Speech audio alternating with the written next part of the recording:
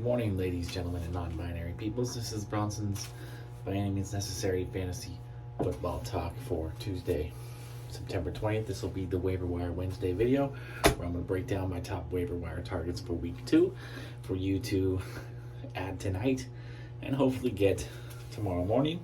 And then I'm also going to talk about some players, just some notes from week 2 for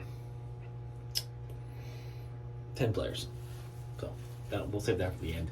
We'll get the fantasy content out of the way. Uber's pissed me off this morning, so I got a perfect time to film some content right now. And then after this, I'm going to head out to the movie theater. It's Discount Tuesday, which doesn't really matter to me because I get free tickets. But it's nice to get the concessions half off. And then I'm going to go watch The Woman King, which looks like a really entertaining movie. I don't know if it'll be a good movie because, I'm not trying to diss on these women empowerment movies. I think they're great. We need more of them. But they're just usually not very good. Like, they're usually trying to, shove that plot down your throat. And it's, it kind of detracts from the movie experience, in my opinion. But maybe I'm just sexist. Maybe I'm just an asshole. Whatever. Let's get to it. So I don't have a whole lot to say. Like I said, Uber's pissing me off this morning. Kept telling me, I tried to go out for breakfast. Kept telling me it was busy in my area, and then it'll pop up. It'll be like, oh, this area is busy. Lots of delivery requests right now. And then it'll pop up, it'll show you, the map will be white, which means it's not busy there. And then there'll be a big gray area somewhere. That's the busy area. So my whole area, the whole 5-mile radius around my house was gray, busy. I got 2 orders in an hour, made $8. Sat around. I did they took 10 minutes tops to do, so it was 20 minutes of driving tops. I don't even think it was 20 minutes of driving, and then 40 minutes of sitting around before I finally said, "Fuck this, I'm going home." I can sit around. I'd rather sit around at home, where I have my phone entertain me, where I have a book to read, where I have Netflix, the comfort of my own home, rather than sit in some parking lot waiting for an order. So today maybe I'll just screw it. I don't need to work today. It's still early in the week. I was planning on working all 7 days this week, but if Uber's not going to be cooperative, it's going to be stupid. I don't know if it's my phone malfunctioning or if it's on Uber's end, but something goes wrong, because if it's supposedly that busy and I'm not getting shit, then there's some disconnect somewhere. Anyway, fantasy week 2 waiver wire targets for tomorrow morning. Not a great list. Not really. I do have 12 options for you. 4 at 3 positions. I got no quarterbacks. All the quarterbacks that were good waiver wire targets this last week are no longer under the 50% threshold. Tua, Carson Wentz, Trevor Lawrence isn't even under 50%. Those are the guys, if they're available in your league and you need a quarterback, those are the guys to get. But nothing there. And then running backs, I got 4 for you, even though none of them are anybody who... None of them are guys you're going to start, most likely, but you can use them for depth. Let's start with Rex Burkhead. He's at the top list again. I know he got 0 touches last week, but I still think he's going to be in a pretty even timeshare with Dameon Pierce in Houston. I think this last week was just Lovie Smith trying to make a point, because he said that he was going to give Dameon Pierce more touches. So he did that at the expense of Rex Burkhead. But I think starting next week, they're going to go back to a more 60-40 split. So Rex Burkhead's still going to be useful to you as a depth piece or a possible flex. And then a couple of Cardinals guys, because James Conner could potentially be out this week. So you're going to want to get his backups. Eno Benjamin, Darrell Williams. Neither one is too exciting. Neither one's going to be the guy. They're both going to split work. Neither one of them, I don't think either one of them is all that good. And so I don't think either one of them, even if you pick them up, or even if I pick them up, I'm not going to start them. But it'll be nice to have them, I guess, to keep them away from your opponent, or in case James Conner has been injury prone throughout his career. So this could potentially, even if this isn't a long-term injury, he could easily definitely get hurt again. And then so those guys could be useful to you because they'll be getting first team reps for the majority or all of the season. So, sometimes you want to jump the gun and get a guy a little early. So one of those two. And then lastly, a guy, definitely a little bit of reach here, but Jaylen Warren, the backup running back in Pittsburgh. He's the only guy other than Najee Harris who has gotten a touch or gotten a carry in Pittsburgh.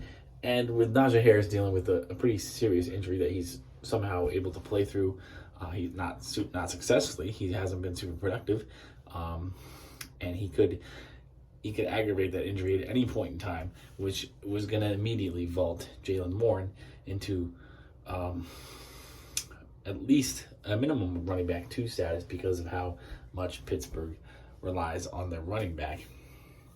Remember when the Le'Veon Bell and James Conner situations kind of started? That put James Conner on the map, and he turned into a running back 1 immediately without Le'Veon Bell, despite the fact that he hadn't really done anything or excited anyone up to that point in his career. When he did get some touches behind Le'Veon Bell, James Conner was like, okay, this guy sucks. Hopefully Le'Veon Bell never gets hurt or whatever. And then of course, Le'Veon Bell gets hurt, James Conner becomes an instant stud, and the rest is history. Jaylen Warren, same situation could happen for Jaylen Warren. So he's a guy you might want to pick up now, because next week he might be a much hotter commodity than he is right now. For the wide receivers, I have 4. Well, we're going to start with Corey Davis. Corey Davis is my top wide receiver priority for the week because he's put up 2 pretty great weeks in a row. We forget that Corey Davis is actually pretty talented, and I think I mentioned this in the last video. We kind of moved on from Corey Davis because the Jets drafted Garrett Wilson and Elijah Moore in the last 2 drafts. They drafted him high, but you got to remember, they did pay Corey Davis a lot of money. So the Jets, I think, with all the talent they have at receiver, they can do a lot of 3 wide receiver sets, which is pretty prevalent in the NFL these days. So Corey Davis still at the top of the list of the waiver wire priority wide receivers for me this week because, ever since coming to New York, he really has been a pretty decent wide receiver. Unlike in Tennessee, we know he was talented in Tennessee. He just was in a bad offense for him. They were very run heavy, didn't prioritize getting him the ball like maybe they should have, but the Jets are. And Garrett Wilson, it looks like we're going to talk about Garrett Wilson later, but Corey Davis is still a guy who's valuable for you. Secondly, I'm going to go with Greg Dortch. I didn't put Greg Dortch in this video last week because I thought he was just a 1-week fluke, but it turns out he wasn't. He actually had a good week too. So maybe Greg Dortch is the thing. Maybe he's someone that we should be adding because the Cardinals are a pass happy offense, and without James Conner, they're going to be even more pass happy. So Greg Dortch could be a thing. He's a guy that I've been looking at. When I did my waivers earlier this morning before I did this video, I think that's the way I'm going to start doing it now. I'm going to put in my waivers first and then put the content down. Greg Dortch, yeah, he's the guy because Corey Davis,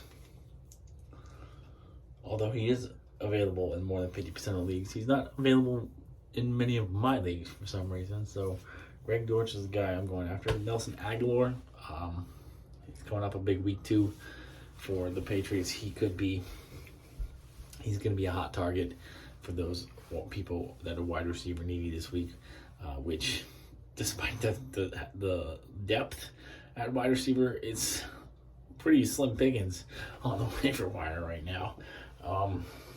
And then Mike Evans is hurt. Gabe Davis could be hurt again. Who else is questionable? Pretty much all the Tampa Bay receivers are questionable. There's a lot of injuries that we're dealing with at that position. Keenan Allen still hurt So Nelson Aguilar could be a hot commodity. If you want him, you'll probably have to prioritize him.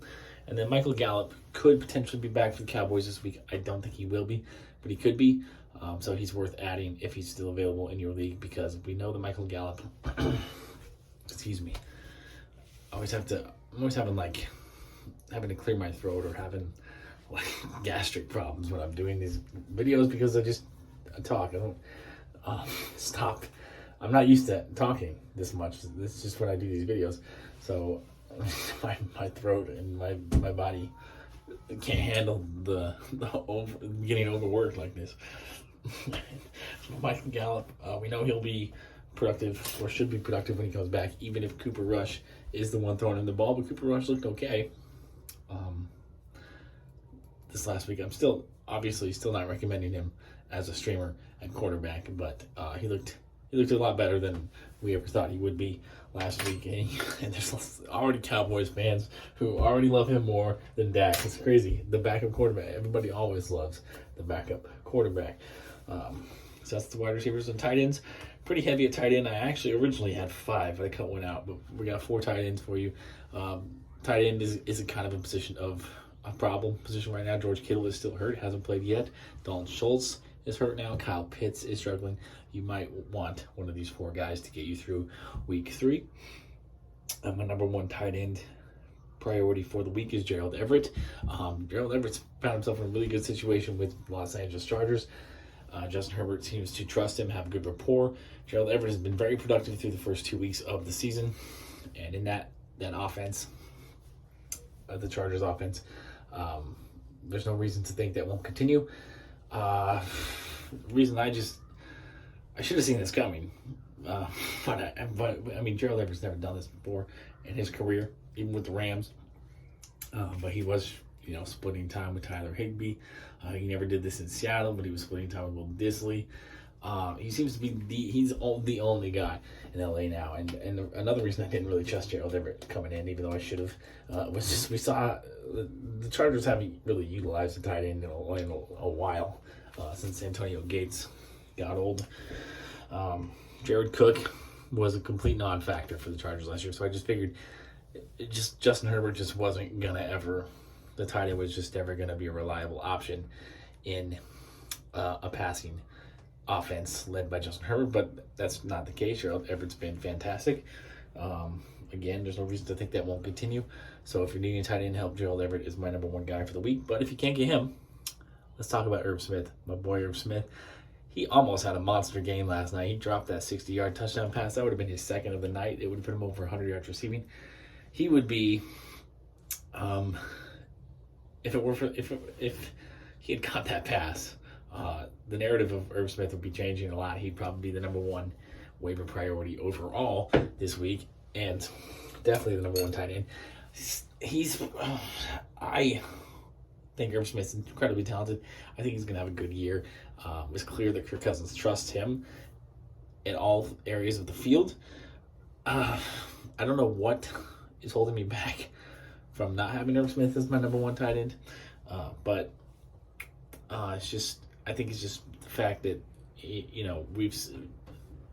Gerald Everett's proven it, and he's got a great quarterback throwing the ball.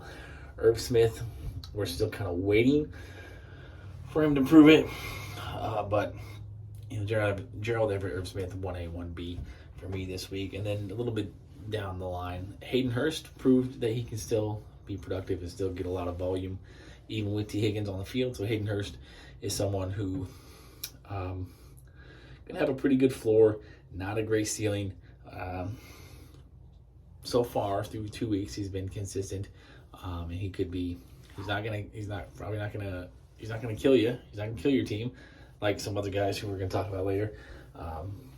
He's probably not gonna really he's not gonna have any monster weeks either. He's gonna be pretty consistent between 5 and 10 points probably weekly, which there's something to be said for consistency and reliability like that, especially at a position like tight end. And then lastly, Tyler Conklin. He's a little bit farther down this list than he was last week because CJ Uzoma is supposed to be back this week. But I think Tyler Conklin has proven to be a very reliable target in this Jets offense. And I've never been a big believer in CJ Uzoma. He's been far too inconsistent. I think Tyler Conklin is the better option. I think Tyler Conklin has separated himself because of the fact that he's been available and on the field and producing. So CJ Uzoma, I think, is going to take a back seat, even though the Jets, for some reason, paid both of these guys. The Jets are going to do Jets things. Why you would pay 2 tight ends? We saw 2 tight ends work for the Patriots, but that was because, Tom Brady, Bill Belichick. That was Rob Gronkowski, Aaron Hernandez, 2 all-time talents. I know Aaron Hernandez was, a fucked up guy, but you can't deny that he was incredibly talented on the football field. That's why it worked. The Jets, Tyler Conklin, CJ Uzoma, they're okay, but they're not all-time talents like those 2 guys were. And we also, New England tried this shit last year too with the Jonnu Smith, Hunter Henry, which I thought was stupid. Why you would pay both of them? And you see how well that's working. It's not. And now the Jets trying to do the same thing. So that's why Tyler Conklin's a little lower on this list. But based on production and reliability, he should be a little higher. And he'll probably be on this list again next week because even though I don't think CJ Uzoma is going to be a factor, there is still reasonable doubt there that CJ Uzoma could be a factor. So we'll have to see how this goes in week 3. Definitely some other guys. Those other 3 tight ends are probably much better options for you this week. All right, now let's talk about some notes. A little bit of notes from week 2 there. Let's start with the quarterbacks. I got 4 quarterbacks I want to talk about. Let's start with that awesome, phenomenal game between the Ravens and Dolphins. Tua, the first half, I was like, man, this guy sucks. He's going to lose his job. Like, the Dolphins are going to replace him with possibly Lamar Jackson or a draft pick this offseason because he had 2 touchdowns, 2 interceptions. Like, I was like, okay, Tua has all these weapons available to him. He's this great new coach. He's got a great defense. Dolphins have really set him up to succeed, and he still can't succeed. That's a clear sign that Tua is not the guy. But then, second half, kind of like Jameis Winston last week, a little bit more extreme for Tua, though. 4 touchdown passes in the fourth quarter. 6 touchdown passes in the game that completely changed the narrative around Tua in one half of football. Tua, still not sure. We still got to see more from Tua. Sorry, I dropped this thing because I'm fiddling with it because I don't like to sit still. We still got to see more from Tua, but I think he kind of silenced the critics for a little while. Anyways, and then Lamar had an outstanding game. I was playing against Lamar in my money league this week, and he clobbered me. Like, my team, Lamar almost outscored my entire team by himself. I don't know what's going on with my team, but it's 0-2. I don't think it's bad. I got good depth. There's nobody on my team that I'm looking at and saying, well, they're dead weight. I can drop them. No, I got every single roster spot is good quality talent. I just a rough start. Having some bad luck. I don't know what it is. I could use a quarterback upgrade. I did way too long on quarterbacks, but it's a 12-team league. There's not a lot of quarterbacks. There's nobody on the wire. There's nobody out there that all the good quarterbacks guys are starting. There is a guy I'm trying to make a trade with to get a quarterback, but he's not responding to me. I've sent him multiple requests. He's just completely blowing me off. I thought Kirk Cousins would be okay, and he was okay in week 1, and he'll probably be okay in week 3. But he was not okay in week 2. He was bad. Dalvin was bad in week 2. My team was just bad in week 2. I got Debo, I got Dalvin, I got, what else do I have? I got good players. I just don't know. I don't know what's going on. Anyway, let's move on. Trey Lance finally got back on the football field after not playing. He barely played in college, and then he didn't play last year, and then he finally got on the field, looked like shit, sucked. 49ers fans wanted him to get benched for Garoppolo, and now he's out for the year. So I feel bad for the kid, and we'll see if he can bounce back. We'll see if he can resurrect his career, but it's not looking too good for him so far. It's going to be Garoppolo's team for the rest of the season. San Francisco, I feel like it's almost like San Francisco knew this was coming or something, because it just worked out perfectly. And then Tom Brady, looking old, looking like shit, looking like he should have stayed retired. And he's such a poor sport. Like, I know that we call it passion, and it is passion. Like, I'm a passionate person too. I hate losing. I wouldn't be acting the same way, even at 35. But he's 45. Okay, he's been doing this a long time. He's been doing this longer than some of these NFL players currently have been alive. Okay, at 45, he's a father now. You would think that it would have mellowed out. Like, it just looks immature when he's doing this shit on TV, especially, like, you saw what he did with that tablet. Like, he didn't have the tablet. He just picked the tablet up, and then he immediately was like, oh, I'm going to throw this because the cameras are on me. Like, he wanted attention or something. He's such a prima donna. Tom Brady's not off to a good start for your fantasy teams this year. Will that continue? History suggests no. History suggests that Tom Brady's going to bounce back, but also history, we've never seen a 45-year-old NFL starting quarterback before. So I don't know. I haven't trusted Tom Brady in a couple of years, so it's of no concern to me whether he sucks or not. But if you got Tom Brady, you might want to be looking for someone else this week at least. Moving on to other positions, Cole Kmet. Oh my God, this guy. Cole Kmet has been as productive as I've been in NFL in the last 2 weeks, with 0 catches and 0 targets and 0 yards. He's making me look like an idiot. This is the second year in a row a Chicago Bears pass catcher is making me look like an idiot. And you guys wonder why I hate the Chicago Bears.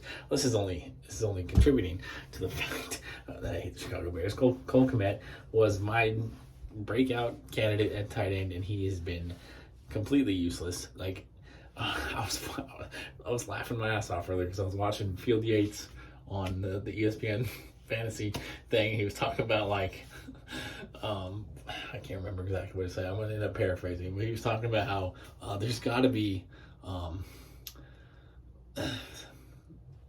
what did he say exactly? He was talking about how Cole Kmet is droppable, but only if there's somebody better out there. And I was just thinking, there obviously is somebody better. Anybody who's caught a pass this year is a better option than Cole Kmet. So it's like, I don't know what he's talking about. Like, he's only droppable if there's somebody better out there. There's obviously somebody better out there. Another interesting stat I heard today is Justin Fields is 33rd in the NFL in passing and pass attempts, and he's, there's only 32 teams. There's only 32 starting quarterbacks, so there's a backup quarterback who has thrown more pass attempts this year than Justin Fields, which is sad. The Bears are pathetic, and I don't want any part of this offense. Even David Montgomery, I'm regretting drafting David Montgomery, even though he had a good game. I don't think that's going to continue. I think David Montgomery's about to get the Derrick Henry treatment, and we see how well that's been working out for Derrick Henry. Derrick Henry, he's not really someone I was going to talk about here, but he's not the same running back he was pre-injury. The fact that he's not getting the productivity, and the fact that he's kind of been getting, like, remember when Derrick Henry, those videos would go viral of him stiff arming people, or like throwing like a guy out of the way like he's a laundry bag or something? That's not happening this year. Guys are kind of having their way with Derrick Henry. It's kind of the thing. The dynamic has shifted. Derrick Henry's not the guy manhandling people anymore. He's the guy getting manhandled. Derrick Henry's not the same running back he was before. I think the age, the injury, the volume that he's been accustomed to in his career is catching up to him. Father Time is undefeated. I know Tom Brady's trying his best to win that war, but he's not going to. Cam Akers, running back. I think those of us that bought into the Cam Akers hype, which I tried to avoid. I only drafted him in one league, and I only drafted him there in that one league because he tumbled down the draft board. I was like, he can be my running back 3, my flex. I'm fine with that. So I have Cam Akers in one league. He's garbage. Cam Akers sucks. Darrell Henderson is the much better running back for the Rams. Sean McVay doesn't seem to get that. He wants Cam Akers to be productive because Cam Akers is like Cam Akers was the guy that he, I think, vouched for on draft day. The Rams took him in the second round with a high pick over maybe some players at other positions that they needed more. I think Cam Akers is Sean McVay's guy. He wants to be right on Cam Akers, but it doesn't look like he's going to be. He needs to just accept the fact that Darrell Henderson is a much better running back and just let Darrell Henderson be the primary guy and let Cam Akers, be the change of pace, whatever, until he can prove that he's more talented or prove that he's healthy or whatever is going on. But Cam Akers, huge fantasy disappointment right now, and I'm not sure if that's going to change. He might not even be worth, he's not worth the flex spot right now, but he may not be worth the flex spot all year. I definitely don't think we should drop him yet, but probably be mentioned. Now for the wide receivers to talk about, I want to talk about 4 wide receivers. Jalen Waddle. I was a little concerned about Jalen Waddle this week. To be honest, I think I started him. I do have a lot of shares of Jalen Waddle. I started him in a few leagues, but I did bench him in a couple as well. And that was stupid. Jalen Waddle had a great game.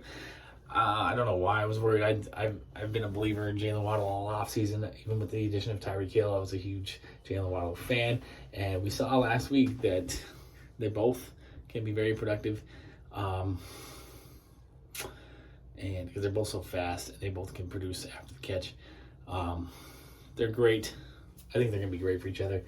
I don't think I'm going to doubt Jalen Waddle anymore. I think Jalen Waddle is pretty much a set and forget player for me for the rest of the season, especially for me, someone who doesn't prioritize wide receiver on draft day. Jalen Waddle is my de facto wide receiver 1 in a lot of leagues. So set it and forget it kind of guy for me. And Garrett Wilson, looks like the emergence of Garrett Wilson came a little sooner than we thought. We thought maybe it'd be about mid-season, late in the season, but it looked like it's week 2. Garrett Wilson's the guy in the Jets passing attack.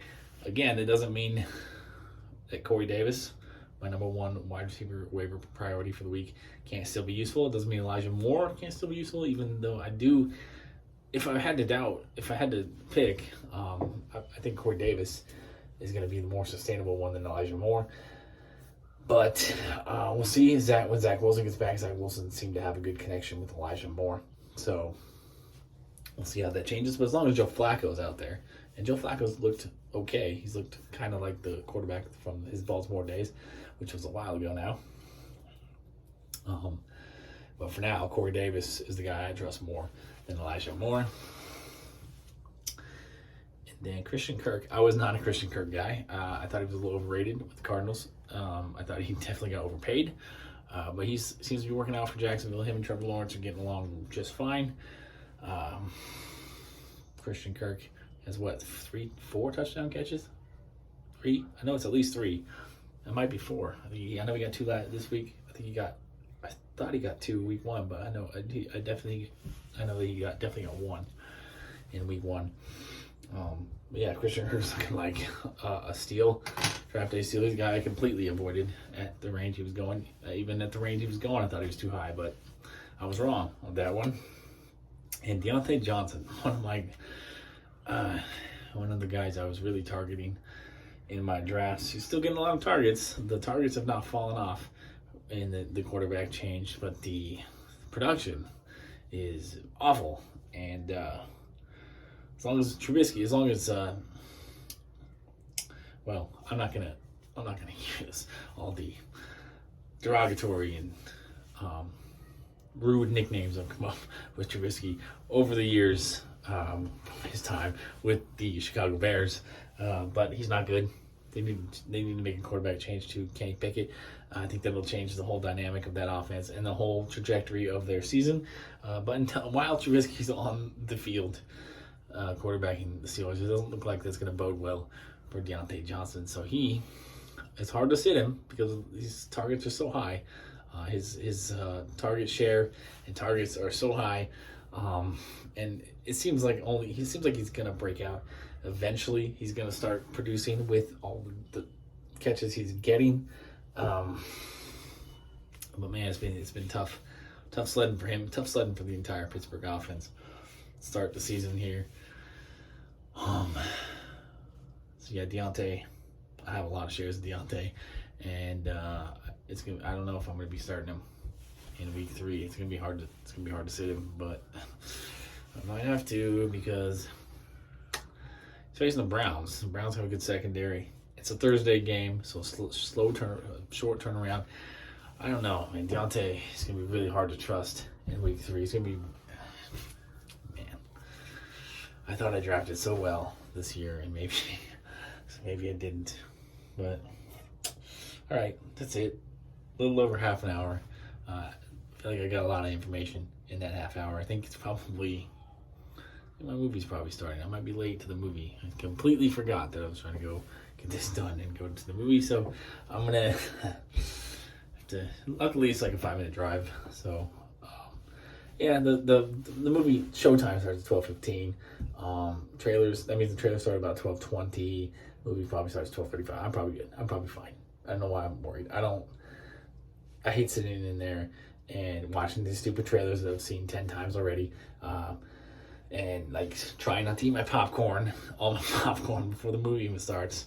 Because I always get the large because I always like, oh yeah, free refill, right on. But then I never get the refill because I'm not gonna, walk out and miss part of the movie to do it. They need to have a delivery service, is my opinion. I've told them several times, if you hire me specifically to do the delivery service to the theater rooms for people, I would absolutely love that. And, but I've applied several times. I've been applying at movie theaters my entire life, and they've never ever. I've gotten one interview, and they didn't hire me. None of them ever even call me, except that one time. So I don't know. I'm just not a desirable person anyway. Women don't want me. Movie theaters don't want me. I don't know what to do. I guess I need some plastic surgery. I don't think I'm that bad looking. I just, what do I know? I guess I am. But whatever. Peace, love, nacho fries. Good luck with your waivers. Good luck with your matchups. Hit me up with questions. And stay blessed. I wish you well. Wish me well. Whatever. Have a good day.